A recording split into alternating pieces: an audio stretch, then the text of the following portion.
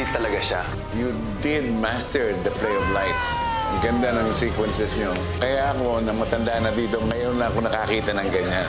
Wow! Nagkaroon po kami ng pagkakataon na ma-recognize ng Cebu City Mayor dahil sa matagumpay naming nakuha ang Golden Buzzer. Ang sarap pala sa pakiramdam na bago kayo mag-perform, tatawagin yung grupo nyo na Pilipinas Got Talent Season 7 Golden Buzzer, The Pride of Cebu, FM Lightrix. Bilang leader, ako yung nagbubuklod-buklod at nagpapalakas ng loob sa kanila para ipagpatuloy ang nasimula naming laban sa PGT. Kaya ngayong semifinals, bibigyan namin ng liwanag ang buong PGT stage sa ipapakita naming performance na tatak Cebu, tatak Pilipino. Disda for the win!